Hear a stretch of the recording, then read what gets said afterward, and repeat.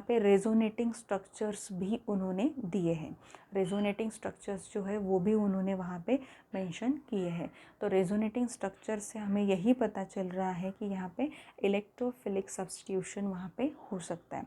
Electrophilic substitution में क्या हो रहा है, मतलब अगर आप रेजोनेटिंग स्ट्रक्चर देखो इसका, ये जो यहाँ पे मैं बना रही हूँ इसका अगर आप रेजोनेटिंग स्ट्रक्चर देखो तो ऑक्सीजन के यहाँ पे लोन पेयर है, ये लोन पेयर जैसे ही डिलोकलाइज होंगे आपको पता है कि ऑर्थो और पैरा पोजीशन पे इलेक्ट्रॉन डेंसिटी बढ़ेगी। मतलब इलेक्ट्रोफाइल आके कहाँ पे अटैच करेगा, इलेक्ट्रोफाइल आके अटैच होगा या तो ऑर्थो पोजीशन पे या तो पैरा पोजीशन पे। हेंस हम ये बोल सकते हैं कि anisole undergoes electrophilic substitution reaction. So electrophilic substitution reaction में सबसे पहला हैलोजिनेशन है। हैलोजिनेशन में ब्रोमीन है, ब्रोमीन इन एसिटिक एसिड हमने यूज़ किया है। वहाँ पे आपको दो प्रोडक्ट्स मिलते हैं, मतलब मिक्सचर ऑफ प्रोडक्ट आपको मिलता है कि यहाँ पे para bromo anisole and ortho bromo anisole ये मिलेगा। पैरा ब्रोमो एनिसोल क्या होगा आपका मेजर प्रोडक्ट। नेक्स्ट है फ्रिडल क्राफ्ट रिएक्शन, जो काफ़ी बार पढ़ी है। फ्रिडल क्राफ्ट रिएक्शन एक बार देखो, ये अगर अल्काइलेशन है तो CH3Cl के साथ अनहाइड्रस AlCl3 CS2 इसके साथ रिएक्शन वहाँ पे होगी, और अगर असाइलेशन है तो CH3COCl इसके साथ रिएक्शन एनिसोल करेगा। ये इम्पॉर्टेंट है। अब nitration of anisole, nitration of anisole के केस में आप क्या कर रहे हो, यहाँ पे एक नाइट्रेटिक मिक्सचर यूज़ कर रहे हो, which is what do you mean by nitrating mixture, a mixture of concentrated HNO3 and concentrated H2SO4 is said to be nitrating mixture. तो वो है वहाँ पे नाइट्रेटिक मिक्सचर। नाइट्रेटिक मिक्सचर जो भी वहाँ पे है वो आप रिएक्ट करवा रहे हो एनिसोल के साथ, तो आपको दो प्रोडक्ट्स मिलते हैं, एक है वहाँ पे 4 नाइट्रो एनिसोल एंड एक है वहाँ पे 2 नाइट्रो एनिसोल। ठीक है, अब यहाँ पे ये दो प्रोडक्ट्स आपको मिलेंगे। ठीक है, सो ये रिएक्शंस थी ईथर की। ठीक है, ईथर कौन से टाइप के रिएक्शन कर सकता है, तो उस वक्त आपको एलिफेटिक ईथर्स जो है उसमें काम नहीं चलेगा, आपको एनिसोल का ही एग्जाम्पल लेना होगा। एनिसोल के केस में क्यों ऐसा हमें मतलब एग्जाम्पल लेके दिखाना होगा, बिकॉज एनिसोल का अगर एग्जाम्पल आपने लिया, यहाँ पे CH3 होता है एनिसोल में, ऑक्सीजन के ऊपर लोन पेयर है, लोन पेयर जो है यहाँ पे ये कॉन्जुगेशन में मिल रहे हैं, मतलब रेजोनेटिंग स्ट्रक्चर्स मिल सकते। रेजोनेटिंग स्ट्रक्चर अगर आप ऑब्जर्व करते हो तो आपको समझ में आता है कि इलेक्ट्रॉन डेंसिटी ऑर्थो और पैरा पोजिशन पे इंक्रीज हो रही है। So as electron density at ortho and para position increases, the situation is more favourable for electrophile to attack on ortho और para position. So electrophilic substitution वहाँ पे हो सकता है, मतलब ब्रोमिनेशन है, नाइट्रेशन है, उस केस में आपको ऑर्थो और पैरा डायरेक्टिव प्रोडक्ट्स ही मिलेंगे। When you see Friedel Crafts alkylation acylation, वहाँ पे भी आपको वैसे ही प्रोडक्ट्स मिलेंगे ऑर्थो और पैरा पोजिशन पे। Next moving towards a small topic of uses of ether. Ether जो है एक्चुअल में उसके 4 यूजेस दिए हैं, उसमें से रेफ्रिजरेंट करके उसका यूज़ होता है, ये याद रखो। Diethyl ether and ethyl alcohol, उसका जो मिक्सचर होता है नेटेलाइट करके, it is also used as a fuel. Best substitute for petrol, important है। 4th यूज़ जो दिया हुआ है ईथर का वो काफ़ी इम्पॉर्टेंट रहेगा। Di ethyl ether and ethyl alcohol का जो मिक्सचर होगा नेटेलाइट कहा जाएगा, and it is best substitute for petrol, fuel करके उसका यूज़ करते हैं। अदरवाइज़ तो बाकी के यूजेस आप पढ़ लोगे।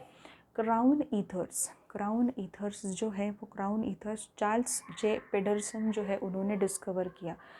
यहाँ पे हम ये बोल सकते हैं कि मैक्रोसाइक्लिक पॉली ईथर्स इनको कहा जाता है।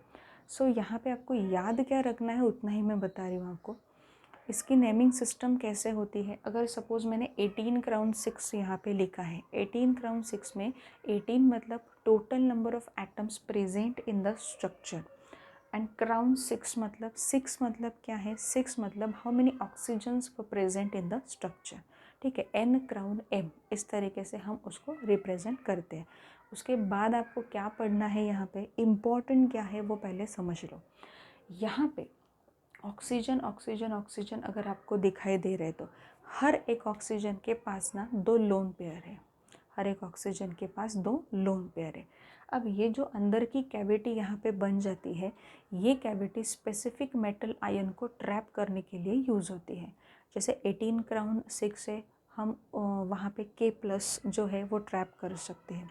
उसके बाद अगर 15 क्राउन 5 है तो वहाँ पे Li+ जो है वहाँ पे वो ट्रैप वहाँ पे हो सकता है। मतलब Na+, Li+, कोई भी एक आयन यहाँ पे ट्रैप हो सकता है।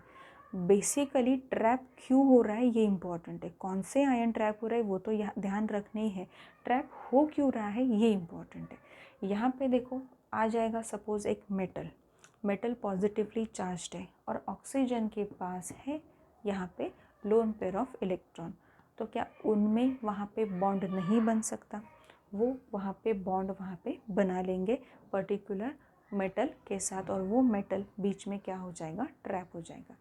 उस वजह से क्राउन ईथर्स के काफ़ी यूजेस हम देख रहे हैं कि रेडियो एक्टिव मटेरियल जो होते हैं या रेडियो एक्टिव वेस्ट जो होता है वहाँ से रेडियो एक्टिव मटेरियल को क्या करो, वहाँ पे एक्सट्रैक्ट करो, मतलब निकालो, बाहर निकालो, ये भी एक वहाँ पे यूज़ हो रहा है। मतलब यूजेस आपको पढ़ने हैं। बेसिकली मैं ये बोलना चाह रही हूँ कि क्राउन ईथर्स जो होते हैं, क्राउन ईथर का पूरा पार्ट थियोरेटिकल पार्ट है, वो आपको एक बार पढ़ना होगा।